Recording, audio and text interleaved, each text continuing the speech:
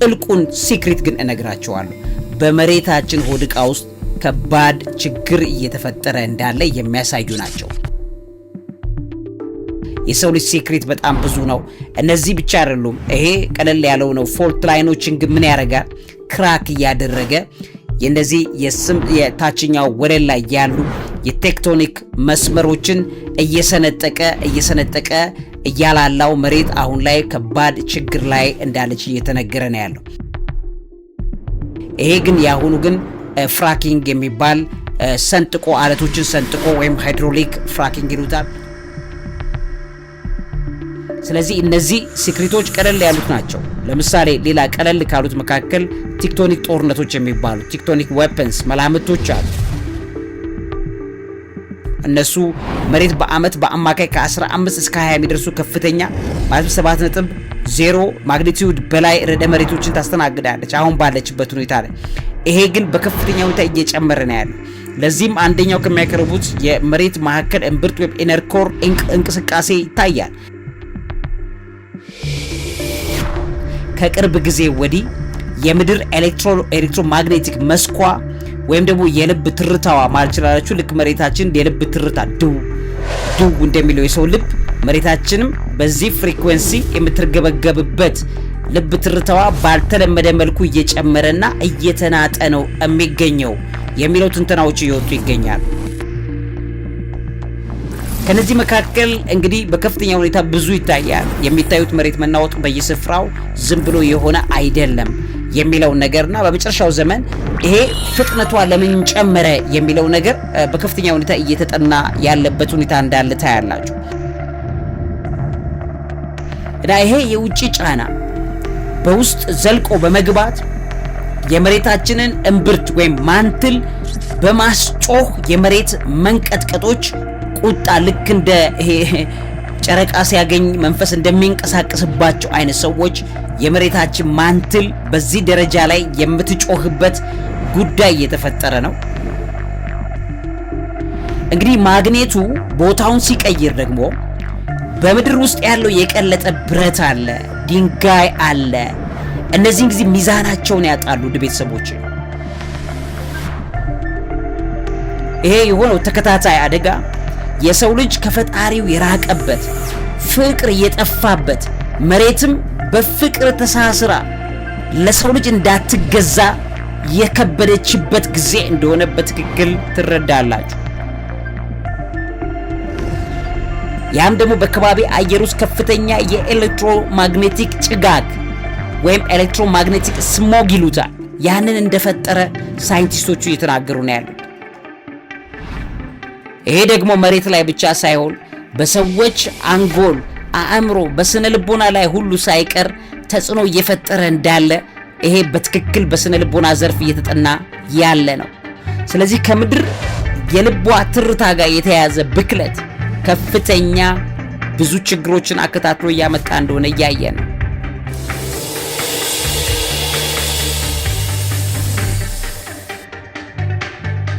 ኩንታል የተሸከመው ሰው እንደሚጨነቀው አተነፋፈሱ ቶሎ እንደሚሆነው መሬታችን በከፍተኛ ሁኔታ ትንፋሿን እየለቀቀች ነው። ቬንቲንግ ፍጥነቷ በከፍተኛ ሁኔታ ሬክተር እየጨመረ ነው። በ2008 በቻይና ሲቹዋን ግዛት ውስጥ 7.9 ማግኒቲዩድ ያለው አውዳሚ ርዕደ መሬት ተፈጥሯል እንደምታስታውሱት።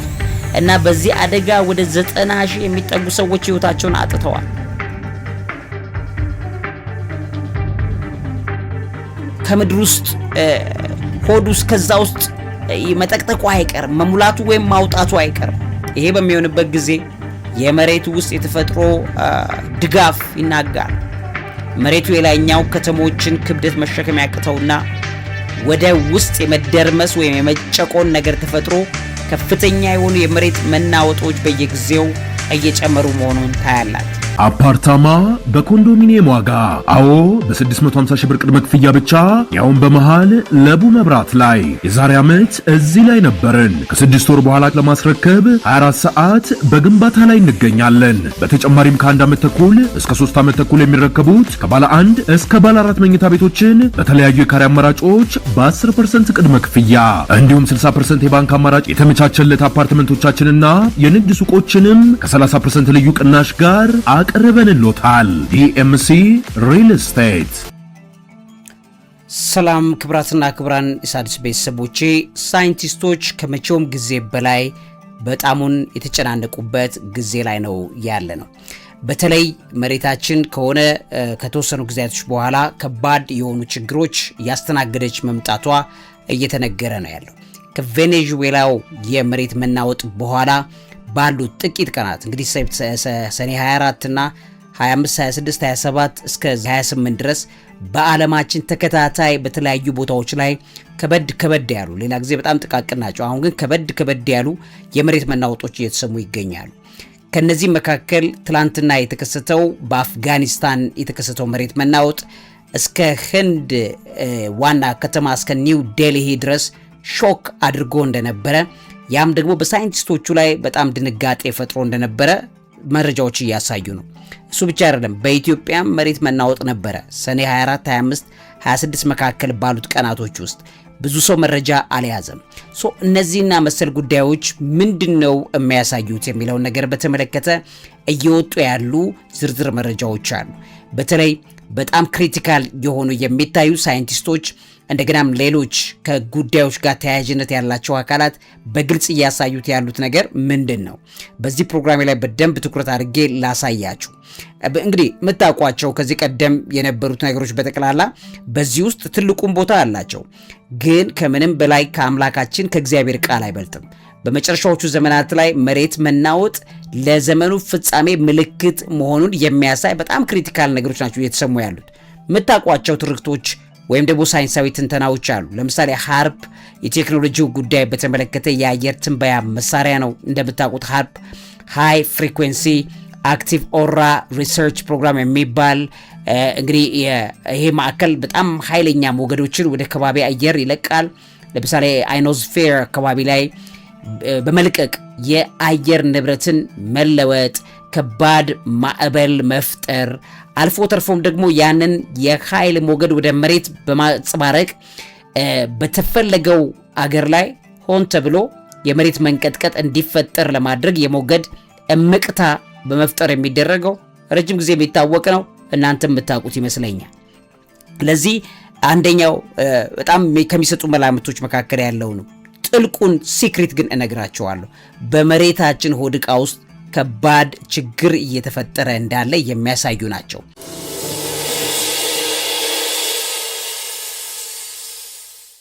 ከነዚህ መካከል ሌላኛው ለምሳሌ የኒኩሌር ጦር መሳሪያ ፍንዳታዎችና ሙከራዎች፣ ለምሳሌ ታውቃላችሁ አንደርግራውንድ ኒኩሌር ቴስትስ አሉ። እነዚህ በጣም ሀያላን ሀገራት እንደ አሜሪካ፣ ሰሜን ኮሪያ፣ እንደ አሜሪካ፣ ሩሲያ ያሉ ሀገራት ከመሬት በታች ጥልቅ ስፍራ ላይ በሚያደርጉት የኒኩሌር ጦር መሳሪያ ሙከራዎች ያ ፍንዳታ እጅግ በጣም ከፍተኛ የሴስሚክ ሞገድ ይፈጥራል። ይሄም ደግሞ ለምሳሌ ሰሜን ኮሪያ ከመሬት በታች በምታደርጋቸው የሃይድሮጅን ቦምብ ሙከራዎች ሳቢያ በአካባቢው እስከ 6.3 ማግኒቲዩድ የተለካበት ሰው ሰራሽ የመሬት መናወጥ ችግር በተደጋጋሚ እንደተመዘገበ ይታወቃል። የሰው ልጅ ሲክሬት በጣም ብዙ ነው።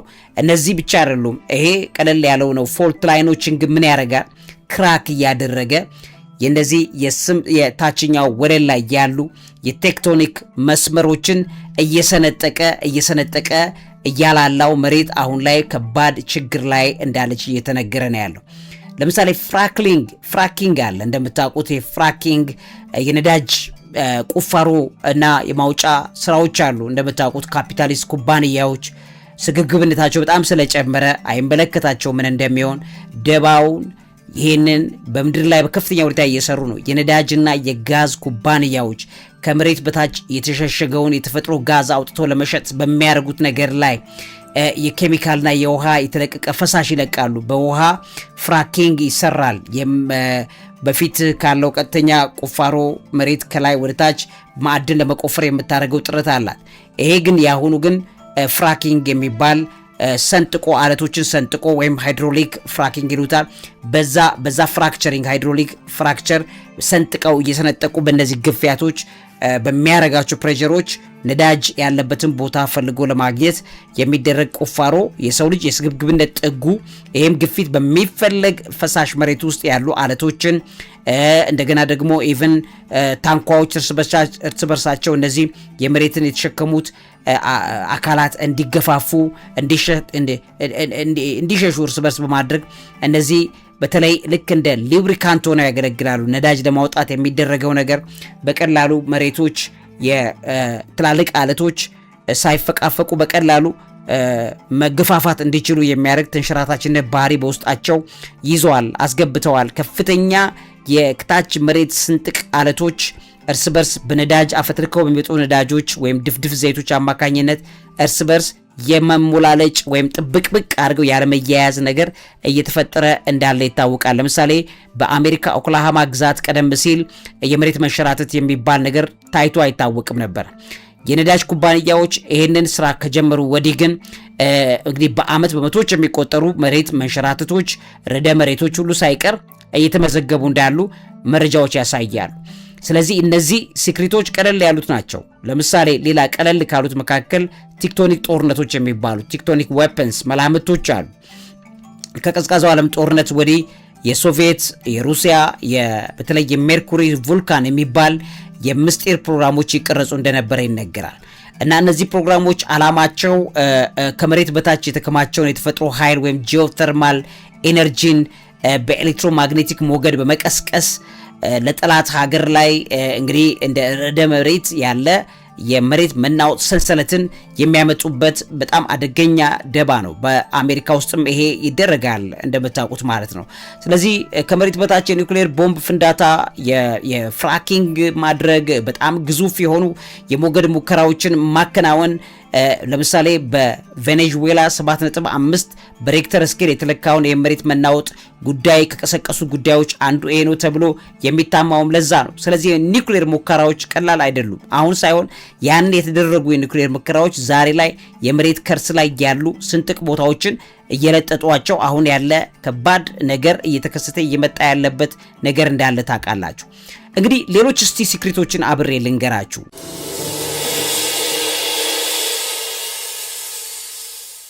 እነሱ መሬት በአመት በአማካይ ከ15 እስከ 20 የሚደርሱ ከፍተኛ ማለት 7.0 ማግኒቲዩድ በላይ ርዕደ መሬቶችን ታስተናግዳለች አሁን ባለችበት ሁኔታ ላይ። ይሄ ግን በከፍተኛ ሁኔታ እየጨመረ ነው ያለው። ለዚህም አንደኛው ከሚያቀርቡት የመሬት ማዕከል እምብርት ወይም ኢነር ኮር እንቅስቃሴ ይታያል።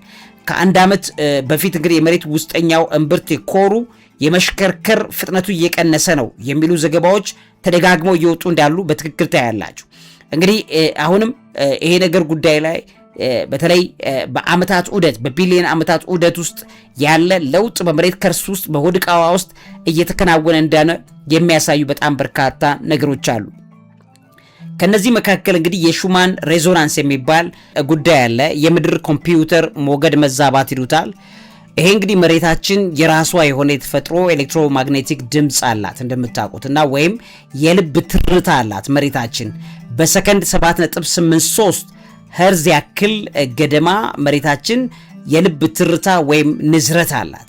ይሄ የሹማን ሬዞናንስ ይባላል። ስለዚህ በአማራጭ ሳይንቲስቶች በብዙ መልኩ ይሄን ጉዳይ እየቃኙት ነው ያሉት። ከቅርብ ጊዜ ወዲህ የምድር ኤሌክትሮማግኔቲክ መስኳ ወይም ደግሞ የልብ ትርታዋ ማለት ይችላልችሁ። ልክ መሬታችን የልብ ትርታ ድው እንደሚለው የሰው ልብ መሬታችንም በዚህ ፍሪኩዌንሲ የምትርገበገብበት ልብ ትርታዋ ባልተለመደ መልኩ እየጨመረና እየተናጠ ነው የሚገኘው የሚለው ትንተናዎች እየወጡ ይገኛሉ። ይሄ የውስጥ ኃይል ሞገድ መዛባቱ ደግሞ በቴክቶኒክ ታንኳዎች ወይም ቴክቶኒክ አለቶች በየቦታው ተሰነጣጥቀው ያሉ የኛን የመሬት አህጉራትን ተሸክመው ያሉት የነዚህ ታንኳዎች ላይ ከፍተኛ ጫና በአንድ ጊዜ እንዲነቃቁና እንዲነቃነቁ እያደረገች ነው የመሬት ልብ ምቷ መጨመሩ የሚል ትንተናዎች እየተሰጡ ይገኛሉ። ከነዚህ መካከል እንግዲህ በከፍተኛ ሁኔታ ብዙ ይታያል። የሚታዩት መሬት መናወጥ በየስፍራው ዝም ብሎ የሆነ አይደለም የሚለው ነገርና በመጨረሻው ዘመን ይሄ ፍጥነቷ ለምን ጨመረ የሚለው ነገር በከፍተኛ ሁኔታ እየተጠና ያለበት ሁኔታ እንዳለ ታያላችሁ። ከነዚህ ትንተናዎች መካከል እንግዲህ በዘመኑ ፍጻሜ ከሚሆኑት ነገሮች መካከል የፀሐይ ማዕበልና የተፈጥሮ ተጽዕኖ ወይም ሶላር ፍሌርስ ከፍተኛውን ቦታ እንደሚይዙ እየተነገረ ነው። አሁን ባለንበት ዘመን እንግዲህ ፀሐያችን በ11 ዓመታት ዑደት ከፍተኛ የሆነ የኃይልና የማግኔት ጨረርን የምትረጭበት ወይም ሶላር ማክሲመም ነው። ለምሳሌ አሁን ባለንበት ሁኔታ ላይ ማለት ነው። ስለዚህ ይሄ በአንዳንድ የስነ ፈለክ ተመራማሪዎች፣ በአየር ንብረት ተመራማሪዎች ከፀሐይ የሚወጡ ግዙፍ የማግኔት ማዕበሎች ወይም ጂኦ ማግኔቲክ ስቶርም ሲሏቸዋል። እነዚህ ወደ መሬት ሲመጡ ወይም መሬትን ሲመቱ የምድራችን ሰሜንና ደቡብ ዋልታ ማግኔት ይናወጣል እና ይሄ የውጭ ጫና በውስጥ ዘልቆ በመግባት የመሬታችንን እምብርት ወይም ማንትል በማስጮህ የመሬት መንቀጥቀጦች ቁጣ ልክ እንደ ጨረቃ ሲያገኝ መንፈስ እንደሚንቀሳቀስባቸው አይነት ሰዎች የመሬታችን ማንትል በዚህ ደረጃ ላይ የምትጮህበት ጉዳይ እየተፈጠረ ነው። በዚህም የተነሳ የመሬት መናወጥ እያየለ ነው። ይህም በመጨረሻዎቹ ዘመናት ላይ ነው ብዙ እየሆነ ያለው። ለዚህም ምክንያቱ ምን እንደሆነ ግራ እስኪገባቸው ላይ ደርሰዋል። ሌሎች የዋልታዎች መገልበጥ የሚባል ፖላር ሺፍት ሃይፖቴሲሶች አሉ። በምድራችን ሰሜንና ደቡብ ዋልታ አለ። መግነጢሳዊ ዋልታዎች አሏቸው። ማለት ይሄ ሰሜንና ደቡብ ከምናየው አቅጣጫ በላይ ውስጥ ደግሞ የማግኔቲክ ኤነርጂው ወይም ማግኔቲክ ዋልታዎች አሉ። መሬታችን የውስጧ የሚሽከረክርበት ዋልታ ሰሜንና ደቡብ አላት። በመቶ ሺህ ዓመታት ይሄ ዋልታ ይቀያየራል። አሁን ሰሜን ማግኔት ወደ ደቡብ የሚሄድበት ጊዜ ነው አሁን ያለንበት። ይሄ እንግዲህ በጣም አክራሪ የሆኑ የመሬት ተመራማሪዎች ይሄ ዋልታ የመቀያየር ዑደቱ ጀምሯል ብለው በትክክል አስቀምጠውታል።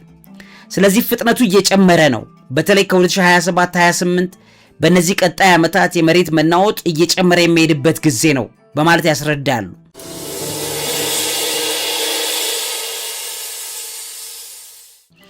እንግዲህ ማግኔቱ ቦታውን ሲቀይር ደግሞ በምድር ውስጥ ያለው የቀለጠ ብረት አለ፣ ድንጋይ አለ። እነዚህን ጊዜ ሚዛናቸውን ያጣሉ ውድ ቤተሰቦች። ስለዚህ መሬት ውስጣዊ መረጋጋት ታጣለች፣ በየቦታው መተረማመስ ትጀምራለች። በዚህም የተነሳ የመሬት መናወጥ በየስፍራው የመሆን ነገሮች በከፍተኛ ሁኔታ እየጨመሩ ይመጣሉ።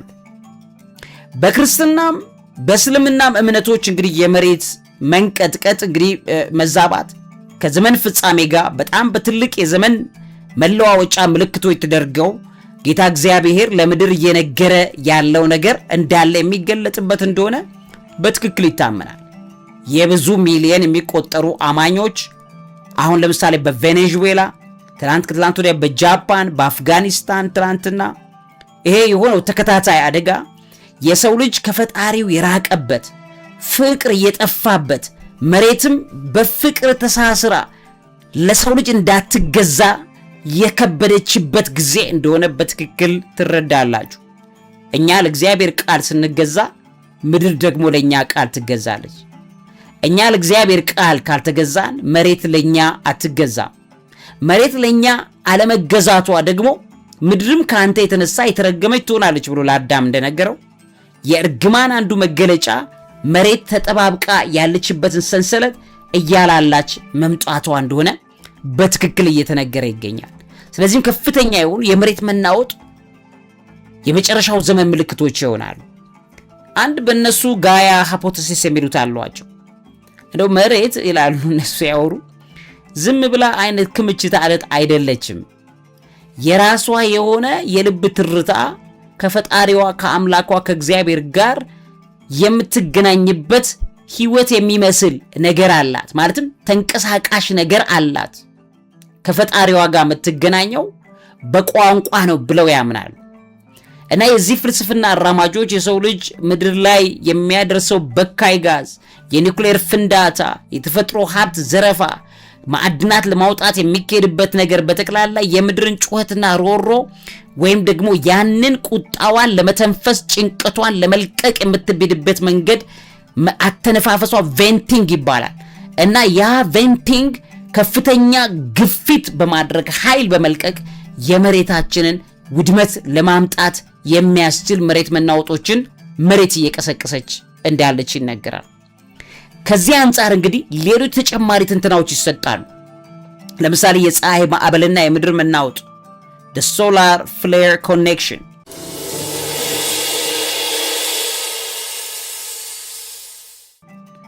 የናሳም የአሜሪካው SWPC የሚባለውም ተቋም ይፋ አድርገዋል። በዚህ በጣም ትክክል ነው።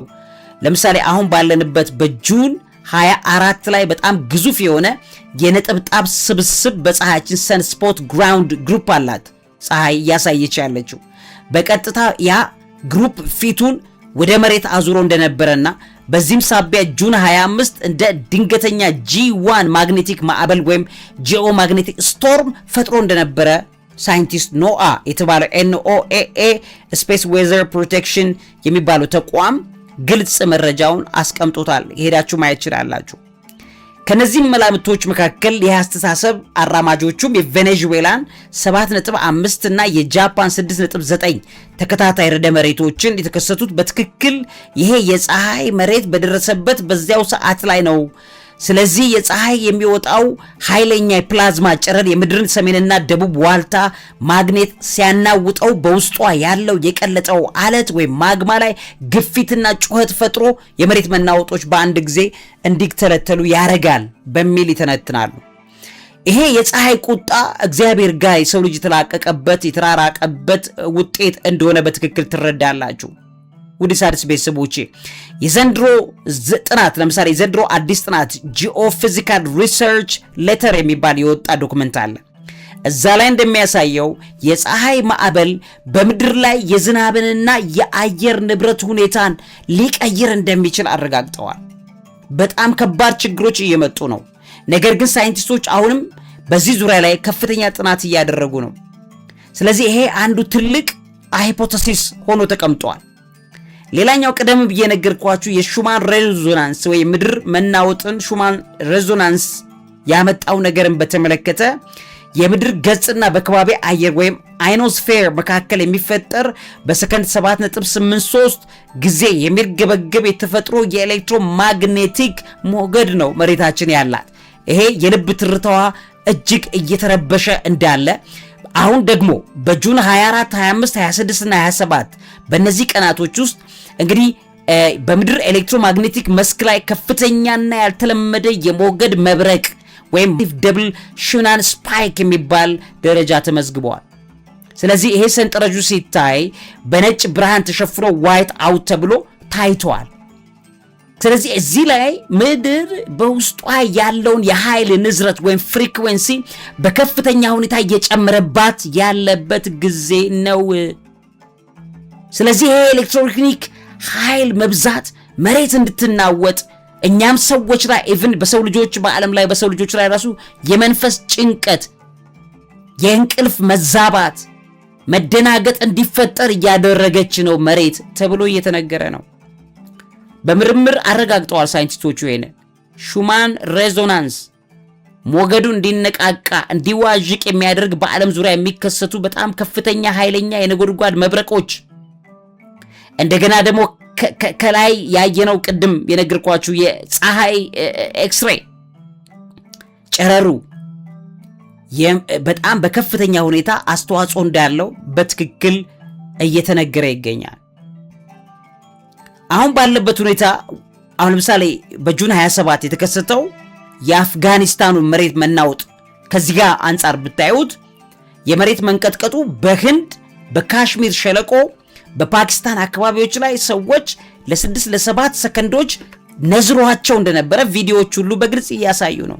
ህዝቡ በከፍተኛ መደናገጥ ቤቱን ጥሎ የወጣበትም እንደሆነ እየተነገረ ነው። ልክ የቬኔዙዌላው እዚህ ይደገማል ብለው ማለት ነው።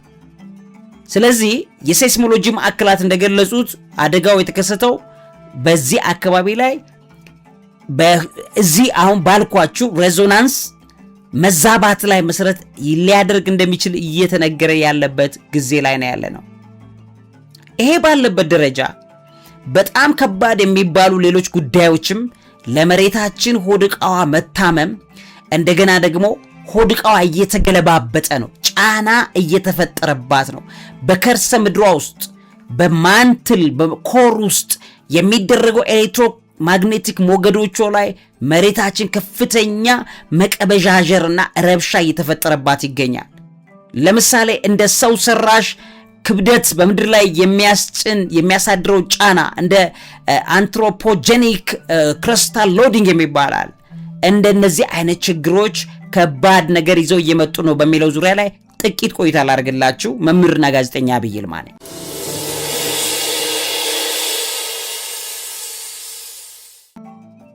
እንግዲህ ውድ ቤተሰቦቼ በተለይ የከተሞች ክብደት ጫና የሚባል ክሪስታል ሎዲንግ የሚባል ችግር ከጊዜ ወደ ጊዜ እየጨመረ ይገኛል። ይሄ የሰው ልጅ በአንድ ጠባብ ቦታ ላይ በጣም ግዙፍ ሰማይ ጠቀስ ህንፃዎችን፣ ፎቆችን፣ ከባድ ኮንክሪቶችን ከሌላ ቦታ ድንጋይ ጭነው አምጥተው አዲስ አበባ ከተማ ላይ ወይ ዱባይ ላይ ወይ ከፍተኛ የኒውዮርክ ከተሞች ላይ በሚከምሩበት ሰዓት ላይ የሚፈጠር ጫና ነው። እሱ ብቻ አይደለም፣ ከባድ የሚባሉ ግድቦች በአንድ ቦታ ላይ ሲከመሩ የሚፈጠሩ ጫናዎች አሉ። በነዛ አካባቢዎች ላይ መሬት የምትችለው የውሃ መጠን አለ። ላይክ የግድብ ባለበት ቦታ ላይ ከተሞች አይገነቡም። ነገር ግን በጣም ትላልቅ ግድቦች ላይ በጣም ትላልቅ ፎቆች በዙሪያቸው ላይ ይገነባሉ። የዚህን ጊዜ መሬት ያንን ውሃ መሸከም ይከብዳታል። ዩሲ ይሄ ለምሳሌ ለአብነት ያክል የሳይንስ ሊቃውንት ባደረጉት ጥናት ይሄ በምድር ንጣፍ ወይም ክረስት ላይ በሚሊዮን የሚቆጠሩ ቶኖች በክብደት እየጨመሩበት ለመሆኑ ማሳያው አንደኛው የአሜሪካ ኒውዮርክ እና የኢንዶኔዥያው ጃካርታ ያሉ በጣም ግዙፍ ከተሞች ህንፃዎቻቸው ወደ ላይ የተከመሩት ብዛትና ክብደት መሬት መሸከም የምትችለውን ያክል አይደለም እየሆነባት ያለው። ስለዚህ ወደ ታች የመሬታችን አለት ወደ ታች እየተጨቆነ ነው ወይም ደግሞ ሰብሳይድ እያደረገ ነው ወደ ታች። ይሄ ሰብሳይደንስ ከፍተኛ ጫና በመፍጠሩ እታች ያለውን የኤሌክትሮማግኔቲክ ሞገድ ማንትል ላይ ወይም ኮር ላይ ያሉትን እነዚህ ሞገዶች በመጫን መሬት በሌላ ቦታ ላይ ለማፈትለክ የምታደርገው የአተነፋፈስ ስርዓቷ የመሬት መናወጦችን በስንጥቅ አለቶች ሞገድ እየለቀቀች ነው ብለው ያስቀምጣሉ። ከዛ ለምሳሌ ይሄ የመጨቆን ጫና ከተማውን አልፎ በታችኛው የቴክቶኒክ ታንኳ ላይ ወይም በፕሌቱ ላይ ያልተመጣጠነ ኃይል ይፈጥራል። ስለዚህ በአካባቢው ያሉ በጣም ጥንታዊ ስንጥቆች ፎልት ላይንስ ተጭነው ድንገተኛ መናጋትና የመሬት መንቀጥቀጥ እንዲቀሰቅሱ ሊያደርግ የሚችልበት ነገር በከፍተኛ ሁኔታ በሳይንቲስቶቹ ላይ ከፍተኛ ጥናትና ጥንቃቄ አድርገው እየሰሩ እንዳሉ ታያላችሁ። ከዚህ ጋር በተያያዘ ቅድም ያልኳችሁ የምድር ልብ ትርታ እና የከተሞች ኤሌክትሪክ ብዛት ይሄ አጠቃላይ የኤሌክትሪኩ ዓለም ብክለት ከፍተኛ ተጽዕኖ አለው የሹማን ሬዞናንስ ላይ። እሺ በአሁኑ ዘመን ከተሞች የምንጠቀማቸው የ5G ሞገዶች፣ ከፍተኛ የኃይል ማስተላለፊያ መስመሮች፣ የዋይፋይ ድግግሞሽ አሏቸው። ምን ፍሪኩዌንሲ አላቸው። የኤሌክትሮማግኔቲክ ሞገዶች ላይ መዛባት እየፈጠሩ ነው። የኤሌክትሮኒክስ መዛባቶች አሉ። ያም ደግሞ በከባቢ አየር ውስጥ ከፍተኛ የኤሌክትሮማግኔቲክ ጭጋግ ወይም ኤሌክትሮማግኔቲክ ስሞግ ይሉታል። ያንን እንደፈጠረ ሳይንቲስቶቹ እየተናገሩ ነው ያሉት። ይሄም ሰው ሰራሽ የሞገድ ጫና ይባላል። በምድራችን ተፈጥሯዊ የሹማን ሬዞናንስ የልብ ምቷ በተፈጥሮ መሬታችን የምትጫወትበት የሪትም ምት ንጽህናውን በክሎባታል። ስለዚህ ያም በመጨቆን በምድር የተፈጥሮ የኃይል ስርጭትን እያወኩ ይገኛሉ። ይሄ ደግሞ መሬት ላይ ብቻ ሳይሆን በሰዎች አንጎል፣ አእምሮ፣ በስነ ልቦና ላይ ሁሉ ሳይቀር ተጽዕኖ እየፈጠረ እንዳለ ይሄ በትክክል በስነ ልቦና ዘርፍ እየተጠና ያለ ነው። ስለዚህ ከምድር የልቧ ትርታ ጋር የተያያዘ ብክለት ከፍተኛ ብዙ ችግሮችን አከታትሎ እያመጣ እንደሆነ እያየን ነው።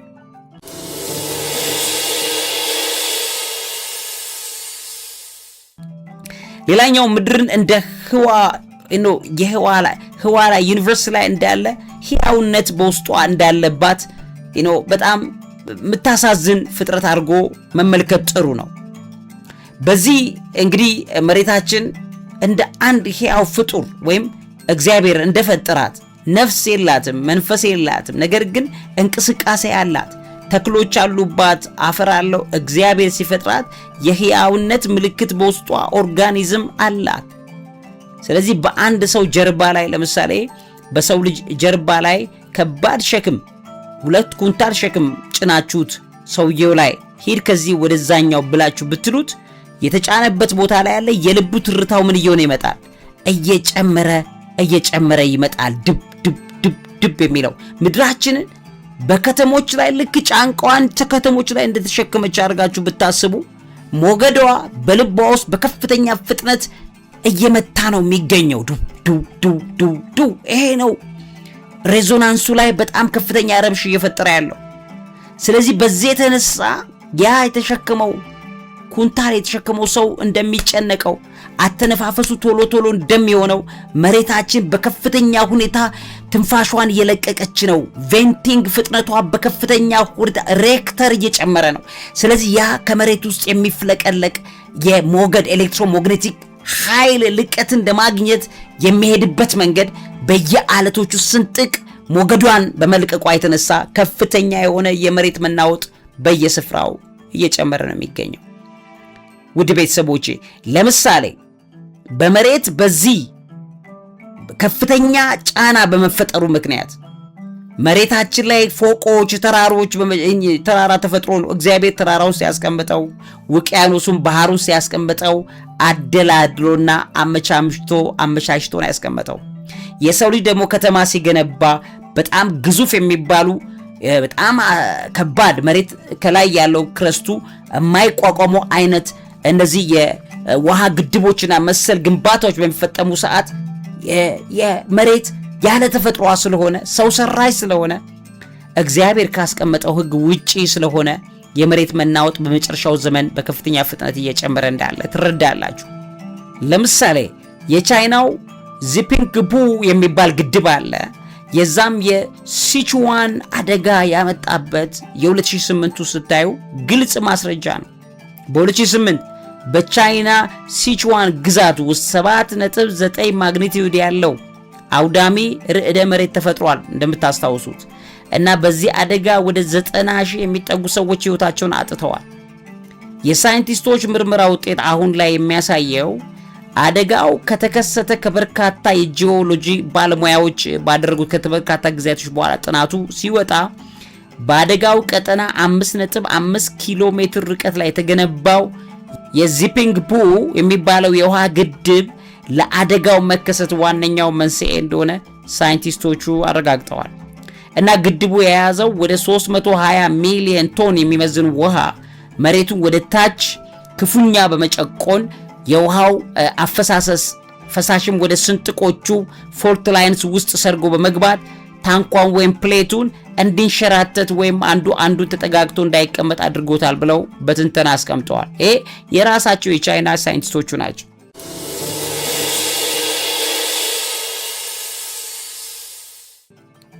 ሁለተኛ ምሳሌ ባሳያችሁ የህንድ የኮይና ግድብ ርዕደ መሬት የሚባል በ1967 የተከሰተ ነው። በህንድ ማሃራሽትራ የሚባል ቦታ ላይ በዛ ስፍራ ላይ 6.3 ማግኒቲዩድ የተለካበት በጣም ጠንካራ የመሬት መናወጥ ወደ 177 ሰዎችን የጨረሰ ነው። ይሄ ቦታ ላይ እንግዲህ ይሄ ያልኩ የኮይና የሚባል ግድብ አለ። ያ በ1962 እዚያም አካባቢ ላይ ያለው ተገንብቶ ውሃ መሙላት ከጀመረ በኋላ መሬቱ ጫናውን መቋቋም አቅቶት መናጋት እንደጀመረ ይነገራል። አሁንም የታወቀ ነው። ግድቡ ከተሰራ በኋላ እስካሁንም በአካባቢ በሺዎች የሚቆጠሩ ትናንሽ ንዝረቶች በየጊዜው ይሰማሉ። ይሄ ሌላ በመሬት ላይ የሚደረግ ጫና እንደሆነ ታያላችሁ። እንግዲህ ሌሎች ለምሳሌ የማዕድን ቁፋሮ፣ የከርሰ ምድር ባዶነትን ለምሳሌ አንትሮፖሎጂክ ሲንኪን የሚባለው በግድቦች በተጨማሪም የሰው ልጅ እንደ ለነዳጅ፣ ለጋዝ፣ ለማዕድን ፍለጋ ሲል በቢሊየን የሚቆጠሩ ቶን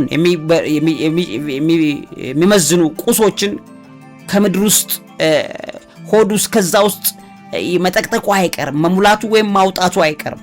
ይሄ በሚሆንበት ጊዜ የመሬቱ ውስጥ የተፈጥሮ ድጋፍ ይናጋል። መሬቱ የላይኛው ከተሞችን ክብደት መሸከም ያቅተውና ወደ ውስጥ የመደርመስ ወይም የመጨቆን ነገር ተፈጥሮ ከፍተኛ የሆኑ የመሬት መናወጦች በየጊዜው እየጨመሩ መሆኑን ታያላችሁ። ስለዚህ የመሬት የመለጠጥ ባህሪ ወይም ክሪስታል ኤላስቲሲቲ የሚባል ባህሪ ያላት የመሬት ክብደት መሬት ምድርን ያስጨንቃት ነው ያለው። የከተሞች ክብደት ህንፃ፣ ሰማይ ጠቀስ ፎቆች ሁሉ ሳይቀሩ ማለት ነው። ይሄ ክሪስታል ኤላስቲሲቲን እየፈጠረ ነው። እንግዲህ መሬት ልክ እንደ ሰፍነግ ወይም እንደ ስፖንጅ ማየት ይችላላችሁ። በዛ በተወሰነ ክብደት ስንጫናት ትጠባለች። ክብደቱ ሲበዛባት ደግሞ ትናጋለች። የሰው ልጅ ተፈጥሮ ላይ የሚያደርሰው የከባድ የቴክኖሎጂ ጫና በምድራችን ተፈጥሯዊ የልብ ትርታ ወይም ደግሞ ሹናን ሬዞናንስ ላይ እያወከው ነው ያለው። ስለዚህ በዚህ ዙሪያ ላይ አሁን ወደፊት የሚሰሩ ከተሞች የሚኖራቸው አደጋዎች እየጨመረ ነው። ሰስተነብል አርኪቴክቸር ላይ በደንብ ከተሞች ሊያስቡበት እንደሚገባ፣ በመሬታችን ላይ በጣም ትላልቅ የሆኑ ግድቦች ሲሰሩ ግድቦቹ ከታች ጫና ፈጥሮ የመሬት መናወጥ እንዳያመጡ በጣም ጥንቃቄ ያስፈልጋል። ይህንን መረጃ ላካፍላችሁ ብዬ ነው። መሬታችን በጣም ከፍተኛ ችግር ውስጥ እንዳለች ግን ምንም እንዳትጠራጠሩ። ይሄ ችግር እየጨመረ ለመምጣቱ ማሳያውን ምልክቶችን በዚህ ፕሮግራሜ ላይ በደንብ አካፍያችኋለሁ። በእርግጠኝነት ብዙ ተጠቅማችሁበታል። ለዚህ አእምሮ ምግብ አዘጋጅና አቅራቢ መምህርና ጋዜጠኛ ዐቢይ ይልማ። ቸር ያሰማን። ዕውቀት ታላቁ እግዚአብሔርን ታከብራለች። አፓርታማ በኮንዶሚኒየም ዋጋ። አዎ በ650 ሺህ ብር ቅድመ ክፍያ ብቻ ያውን በመሃል ለቡ መብራት ላይ የዛሬ ዓመት እዚህ ላይ ነበርን። ከ6 ወር በኋላ ለማስረከብ 24 ሰዓት በግንባታ ላይ እንገኛለን። በተጨማሪም ከ1 ዓመት ተኩል እስከ 3 ዓመት ተኩል የሚረከቡት ከባለ 1 እስከ ባለ 4 መኝታ ቤቶችን በተለያዩ የካሬ አማራጮች በ10% ቅድመ ክፍያ እንዲሁም 60% የባንክ አማራጭ የተመቻቸለት አፓርትመንቶቻችንና የንግድ ሱቆችንም ከ30% ልዩ ቅናሽ ጋር አቅርበንሎታል። ዲኤምሲ ሪል ስቴት